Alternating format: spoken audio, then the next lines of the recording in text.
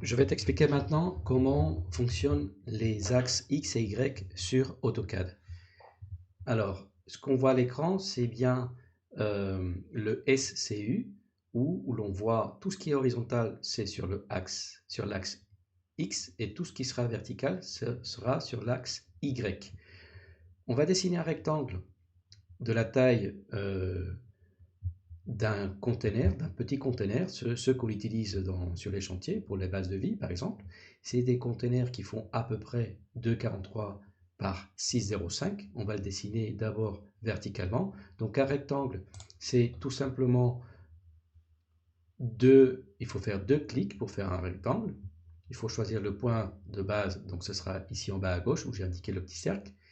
Si je veux faire donc un rectangle avec ces mesures-là, 2,43 par 6,05, je dois commencer toujours par les mesures dans l'axe X, puis basculer dans l'axe Y. Donc, pour ce rectangle côté gauche qui est vertical, j'ai choisi l'outil rectangle, j'ai cliqué mon premier point et j'ai indiqué au clavier 2,43 et avec la touche tabulation, j'ai basculé aux coordonnées de l'axe Y, c'est-à-dire 6,05.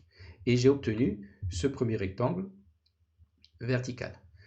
Je vais dessiner la même chose avec la même mesure, mais maintenant horizontale. C'est-à-dire qu'au lieu de commencer par 2,43 comme j'ai fait ici, je vais commencer par 6,05. Là, je l'ai indiqué en pointillé, je vais le retracer par-dessus. Donc je fais rectangle.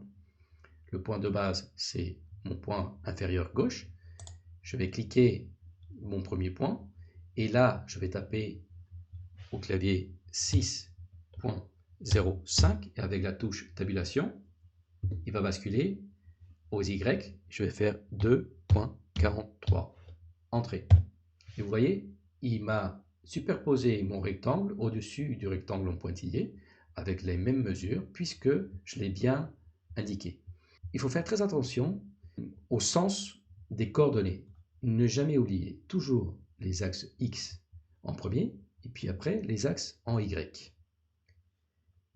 C'est vrai qu'il y a deux façons de basculer entre les coordonnées et les dimensions de l'axe X et Y. Je t'ai dit tout à l'heure qu'on pouvait faire tabulation au clavier, mais on peut très bien indiquer par une virgule. Donc tu vas faire les coordonnées 6,05 et si tu tapes virgule, ça sera, AutoCAD il va comprendre que tu veux basculer entre les X et les Y. Donc tu as deux choix, soit tabulation au clavier, soit virgule.